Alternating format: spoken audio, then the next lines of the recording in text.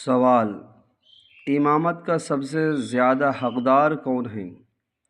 جواب: امامت کا سب سے زیادہ حقدار وہ شخص ہے جو نماز و طہارت کے احکام سب سے زیادہ جانتا ہو، پھر وہ شخص جو تجوید یعنی قرأت کا علم زیادہ رکھتا ہو۔ اگر کئی شخص ان باتوں میں برابر ہوں تو وہ شخص زیادہ حقدار ہے جو زیادہ متقی ہو، اگر اس میں بھی برابر ہوں تو زیادہ عمر والا، پھر جس کے اخلاق زیادہ اچھے ہوں، پھر زیادہ تہجد گزار۔ غرض کے چند آدمی برابر ہوں تو ان میں جو شرعی ترجیح رکھتا ہو وہی زیادہ حقدار ہے۔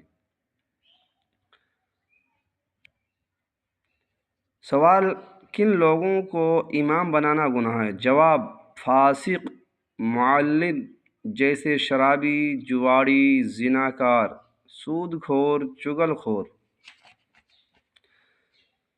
داڑھی منڈانے والا یا داڑھی کٹا کر ایک مشت سے کم رکھنے والا، اور وہ بد مذہب کے جس کی بد مذہبی حد کفر کو نہ پہنچی ہو، ان لوگوں کا امام بنانا گناہ ہے اور ان کے پیچھے نماز مکروہ، تحریمی، واجب الاعادہ ہے۔ سوال: دیوبندی، وہابی دیوبندی کے پیچھے نماز پڑھنا کیسا ہے؟ جواب: وہابی دیوبندی کے عقیدے کفری ہیں۔